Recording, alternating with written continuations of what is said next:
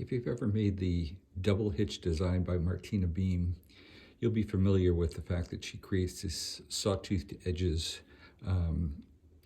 every 10th or 11th row kind of. But you can see the squares are knit in this direction, whereas the body of the shawl is knit in this direction. And so the way she does that is she calls for casting on when you want to start a new squared off edge. You cast on 7 stitches using the reverse loop method.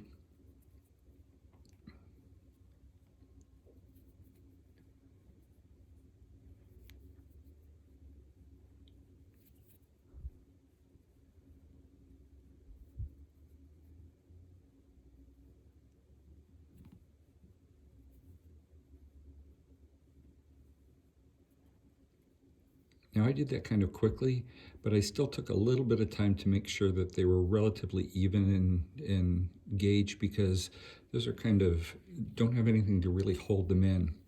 Then I turn my work, as it calls to do, and each one of her little short rows, and there's going to be 10 short rows, starts off with a purl stitch. So I purl the first stitch. And the first row is always a little bit harder than the rest. And then you knit 5 stitches. And as I do this, I actually count the total number of stitches, because I'm going to be knitting a total of 70 stitches, 10 rows of 7 stitches each, basically. So that's 1, 2, 3,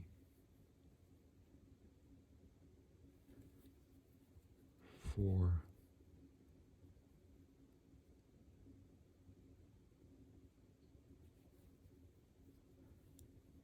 5,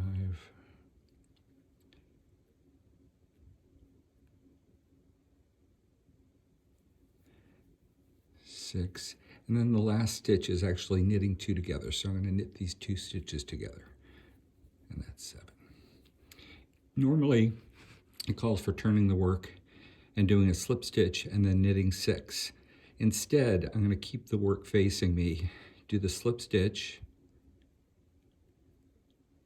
from this side, and do all the knitting from this side as well. So slip the stitch, position my yarn to knit. Now, if you could picture that you were knitting, should be knitting from the back side of this work, you'd actually insert your yarn like this, wrap it around counterclockwise, and just loop it off. So that's 10.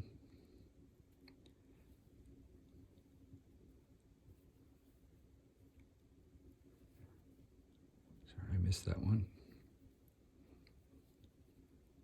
11,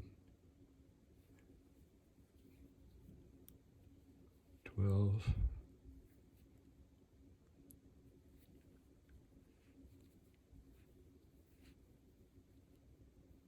13. The last one is usually a little bit persnickety. Oops.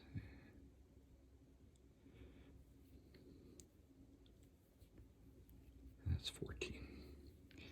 And then basically you're going to repeat those rows a total of 5 times. So I've done 14 stitches so far. I kind of missed that loop, so I'm just going to fix that so it doesn't have a ply. I split my yarn there, just so you know, so I'm just fixing that. And so those 2 rows are pretty similar. From the front, it's easy. Oops, it starts with a purl. So I've done 14 stitches so far, so this is 15, 16, 17, 18, 19, 20. Then when I get to the end of the row to do the 7th stitch, or the 21st stitch in this case, I knit 2 together, 21. And then sticking, not turning my work, slipping 1, positioning the yarn to knit from the front, 23, 24, 25, 26,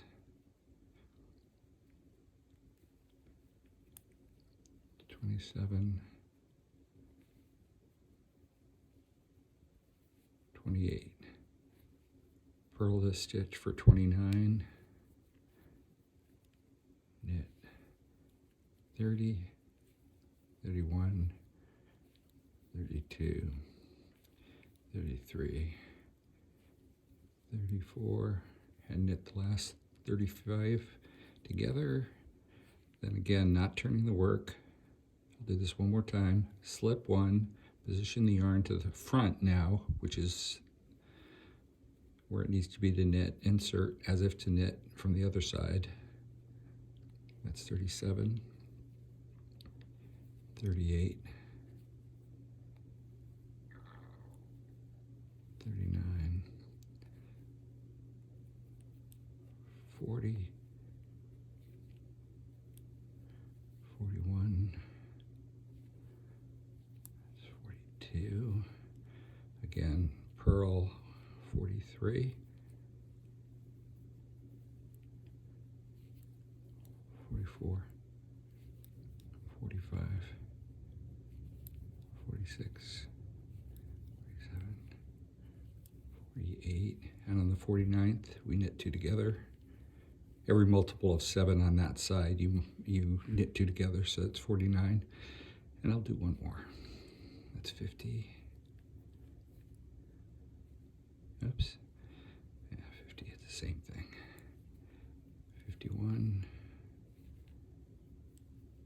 52, 53, 54, 55,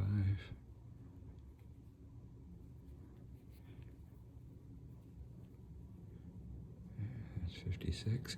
Well, I only have one more row to go, so I think I'll finish that up. So that's a purl for 50, or 57, 58, 59, 60, 61, 62, and since 63 it's a multiple of 7, we knit two together, slip one for 64, position to knit, 65, 66, 67, 68, 69, and that's 70.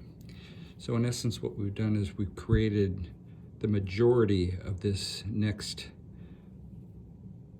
sawtooth. And if you continue on with the instructions, it tells you how to basically pick up these stitches so that it leans it in correctly. So this basically just prevents you from having to turn the work 10 times, or 5 times actually, to be able to work from the other side. And so if you know how to work knit stitches from the opposite side, it's a relatively easy thing to do.